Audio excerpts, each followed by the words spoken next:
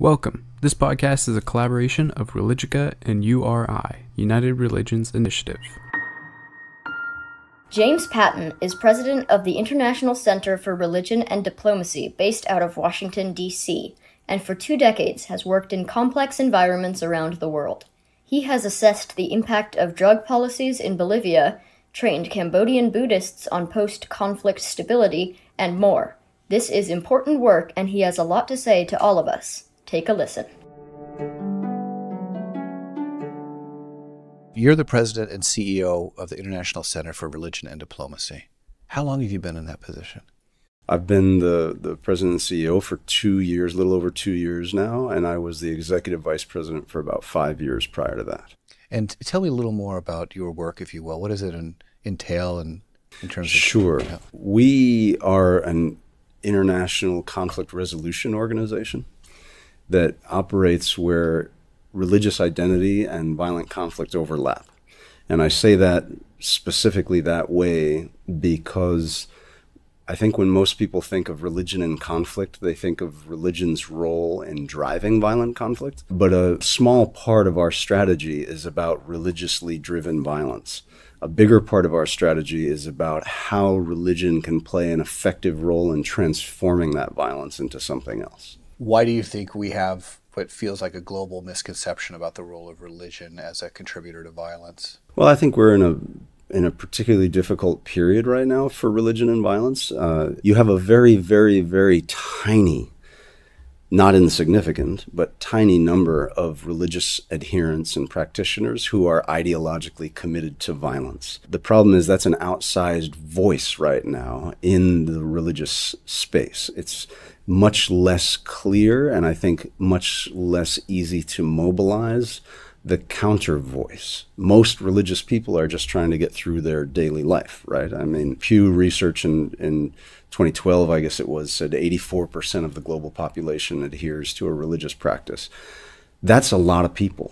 You know, that's north of 6 billion human beings, and most of them really are just kind of struggling with the stuff we're all struggling with, which is putting food on the table and trying to make sure your kids are okay and trying to make sure that they have a future and basic stuff of human existence. And so there really isn't the same kind of drive in that space to be as loud as those who are trying to use religion to break things, to break institutions, or to violate the religious tenets of protecting the other. Do you feel like those ideological voices have become louder in recent years, or has our technology simply amplified them more? Or is there something happening inside society at a global level that's creating an increase in these kinds of cross-religious animosities, let's say? Or Sure. So I think it's a little bit of everything, right? My personal conviction is that very little violence is actually ideologically driven. What happens instead is you have different kinds of exclusion, different kinds of persecution, different kinds of struggles for survival and recognition in the human community that religious ideologues then come along and wrap a religious narrative around to justify the kind of reaction that we're seeing, the kind of violent resistance to the institutions of the world order, as they were, that we're seeing. And so I think there's definitely a spike in that. I think it's undeniable. It's better organized. It's more violent. But again, it's a tiny fraction of the religious community that's involved in that. It's just that it's in and of itself has gotten more extreme. when you speak to those religious communities where you're asked to give a presentation, and I imagine one of their questions is, if this is the case, it's a tiny fraction, then what can we do? What should be the power or capacity of our collective voice? How do you advise them? Well, let me put that in terms of the way we approach our work more broadly. So we have 4 strategic objectives, one of which is to remove religion as a driver of violent conflict. So that goes back to these groups that are actually ideologically driven to violence. And the way we do that, I'll give an example. We're working now on Saudi textbooks identifying religious intolerance in the Saudi curriculum. These are textbooks that are used by groups like ISIS, frankly, to do their educational practices, to indoctrinate folks into the kind of ideologies that they have and justify the kind of violence that they're engaged in. So there are some really, how would you put it, unkind, unfriendly stuff in some of these books. And the Saudis are ostensibly committed to trying to transform those texts. So we're trying to help in that process. So that's an example of trying to remove religion as a driver. The next thing for us is to try to empower religious peacemakers where we find them. So we'll go to partners on the ground in religious communities, and they will identify certain technical needs that they have, for example, like conflict resolution practices. And we'll bring those practices and skills to them and then support them in the work they do in the communities. We're doing that in places like Yemen, where we're doing dialogues between different identity groups in the midst of the violent conflict in Yemen right now, the horrible conflict in Yemen. We've been operating at the tribal and community level to try to reduce the frictions between those communities so that they actually can collaborate in reconstructing Yemen when the time comes. The third of the four is to create new religious peacemakers. So in a place like Colombia in South America, we're working with women of faith who are largely victims of the violence there, who actually want to become reconcilers. And so they're learning reconciliation practice and engaging in reconciliation operations between former combatants who've left the militant groups and the communities that suffered the violence during the war. And so they're trying to actually learn how to and then implement reconciliation processes so they can create social cohesion again in a place that's been broken by a century of violence. And then the fourth is to try to link what we do with other kind of peace building efforts. And so that involves going in and understanding things that other peace builders or policymakers can benefit from. For example, we're looking at how do you engage ultra conservative but non-violent religious communities in preventing violent extremism, because they're the ones who are actually in the places next to the people who are being drawn into some of these violent groups. And if they actually can collaborate with and partner with others who are trying to prevent violent extremism, they could have a serious impact because they have the access, they have the authority, and they have the legitimacy in front of these groups of youth largely to be able to change their mind about what it is that they think their religion is asking them to do. In this fourth example or fourth focus of your work, where you're working with those from the ultra-Orthodox communities, and you mentioned primarily with a younger demographic who are using violence as a tool in their respective community, let's say, or in that particular part of the world, how is the response, do you find, from those members of the more conservative community in terms of welcoming your input or engaging you in dialogue? And what's that like? Because it seems to me that's an area that's so difficult, because most progressives will talk to each other. But when you have communities that may not necessarily want to be in conversation with you, how do you go about doing that, and how's their response? Well, honestly, I think the first thing we have to recognize is that we are all part of the human community. And if you approach someone with respect for their humanity, their dignity, and their right to hold their own religious convictions, you can build a relationship based on that respect that is a constructive relationship, regardless of people's identity. It doesn't mean that you agree with everything that they believe in. It doesn't mean you support everything that they believe in.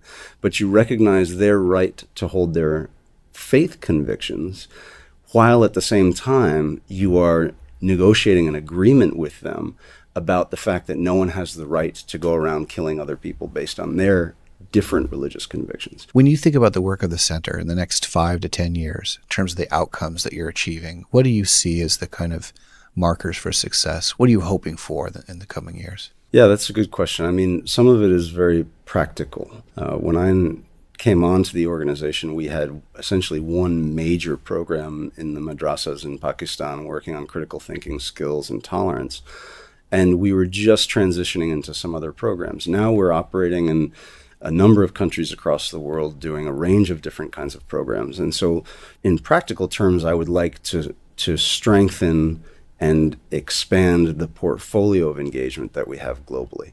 I'd like to strengthen our methodological approaches, which we have done over time, and we're building methodologies that we can actually share with others to use on the ground in their own work. In your own leadership and the leadership of your team, when you are in Pakistan or Yemen or Colombia or Saudi Arabia, or working in any of these different contexts, and as you're describing them, each one unique, a unique set of challenges, unique leaders and different styles, and yet I imagine you also see shared values, 2 or 3 shared values, let's say, that strike you again and again as a pattern that each of those contexts exhibit that's inspiring the leadership you're providing as well. What would be that pattern that you see?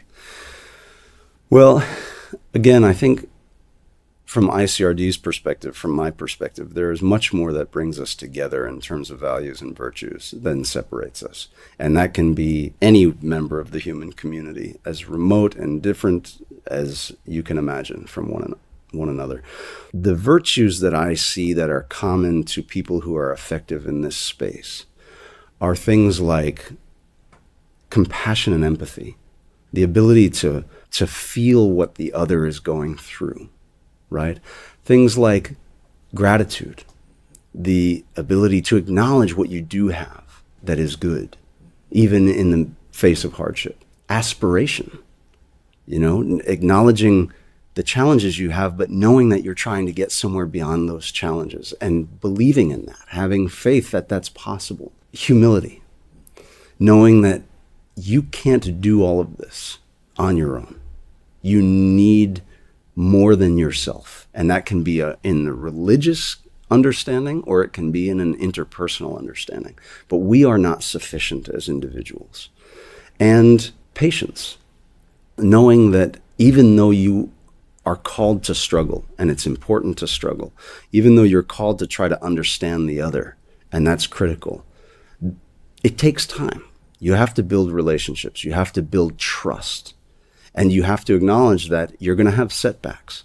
And if you're not able to deal with that, you can very easily get frustrated and lose your way. I imagine in the world you also see youth or young adults who are doing their utmost to lead the way in their own respective communities and whatever that may mean. Often, I don't know if you do this now, if you speak to kids or middle school or high school students or even older, and if you receive questions about the values that should shape their own lives, given the work of the center and your leadership, when you look back and think, these are the values that will be essential to the 21st century, to the remainder of our lives and most likely their own.